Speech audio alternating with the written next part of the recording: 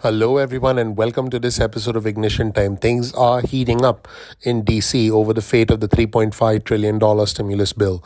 I'll give you all the latest updates, including the aggressive stance taken by liberal Democrats about the $3.5 trillion stimulus package and support for renters, because 1 in 6 renters right now in the United States, think about that for a second, 1 in 6 renters are now at risk for eviction. Welcome to our channel, everyone. My name is Dr. Nitin Chhoda with Ignition Time. This right here is a little bit of information about me. You'll learn more about who I am, what my journey has been like, and why you should listen to me. As you know, Congresswoman Alexandria Ocasio-Cortez, a Democrat from New York, has been a proponent of help for those who need help the most. She was actually speaking about the Keeping Renters Safe Act, and she observed that 1 in 6 renters in the United States are at risk for eviction. Let's take a look at this passionate statement from Congresswoman Alexandria Ocasio-Cortez. And she says, I quote, "That is not an individual shortcoming, that is a systemic failure." Folks, if you're at risk for eviction because you're struggling to pay your rent, you should get some help, especially if you've lost your job through no fault of your own, because this is not your fault. What is happening, this pandemic, the fact that this has completely changed the US economy and turned millions of lives upside down. People in travel, leisure, entertainment, and hospitality have had their lives completely upended by the pandemic. Lives have been turned upside down, and this is not something that you should have to suffer for.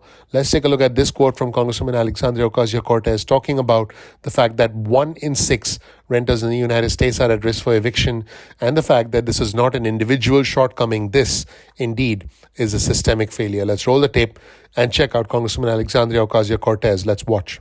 We have been taught that an eviction notice at our door or turning on the lights when they're off is a result of an individual shortcoming.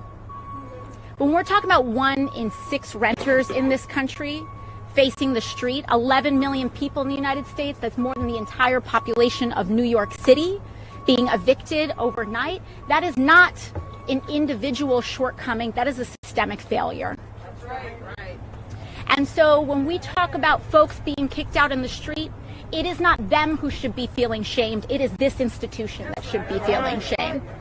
Also, Congressman Pramila Jayapal, who, by the way, is a very influential congressman for the Democrats. She's a House Progressive Caucus chair.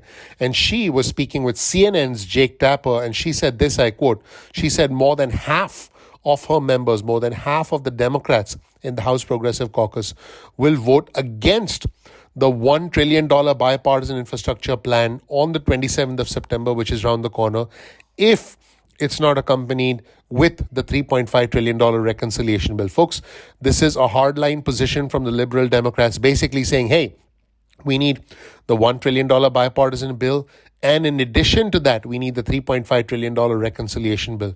I want to remind our viewers and subscribers that the $1 trillion bipartisan infrastructure bill did pass the Senate, but it has not yet passed the House.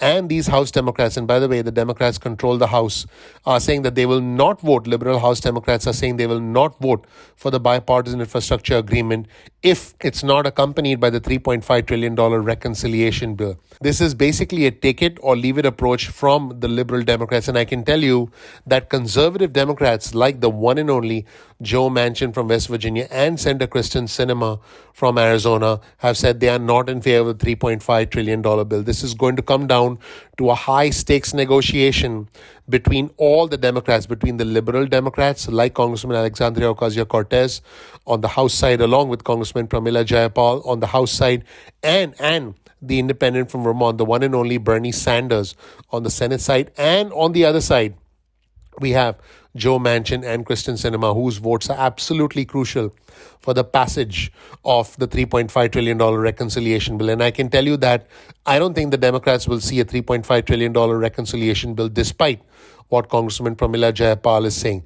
Let's roll the tape and hear what she had to say to CNN's Jake Tapper, where Congresswoman Jayapal says that more than half of her members will vote against, they'll vote down the bipartisan infrastructure agreement on the 27th of September if it's not accompanied by the $3.5 trillion reconciliation bill. We have less than a week to go for this crucial vote, and I think that the Democrats will come together, and I think it's going to end up being a smaller package. Let's roll the tape and hear what Congressman Pramila Jayapal had to say. Let's watch.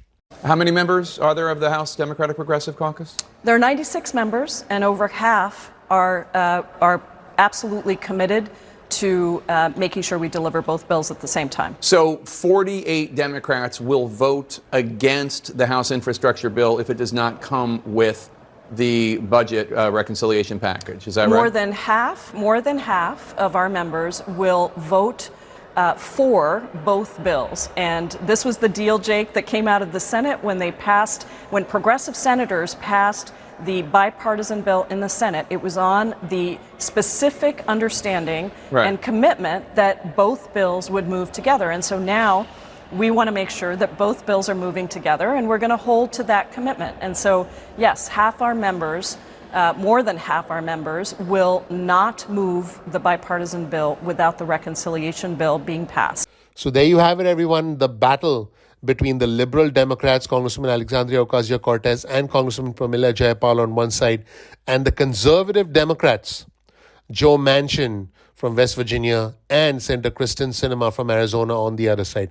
I can tell you, folks, that the Republicans will be loving this, will be loving all the infighting between the Democrats, because that is what politics is. Politics is about timing, it's about opportunity, it's about tribalism and perception. Now, I want my viewers and subscribers to let me know in the comment section below, do you agree or disagree with what Congressman Alexandria Ocasio-Cortez said about the need to help renters? 1 in 6 U.S. renters are at risk for eviction. And do you agree with this high-stakes political gambit from liberal Democrats like Congressman Pramila Jayapal, who are saying, hey, it's going to be all or none. We're going to take everything or we're going to do nothing. And folks, this is going to lead to a collision course. This is going to lead to a showdown between the liberal Democrats on one hand and the conservative Democrats on the other, with the White House, with President Biden stuck right in between. Let me know whether you agree or disagree with the stance taken by Congressman Pramila Jayapal. In the meantime, please click the like button. Please click subscribe. Please enable notifications.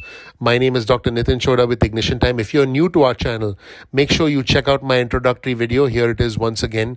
You'll learn more about who I am, what my journey has been like, and why you should listen to me, and how I have the fortune, the honor, the privilege of living the American dream. I want to help you live the American dream. This right here is my Twitter feed. Follow me on Twitter. Our Twitter handle is ignition_time. That's ignition_time.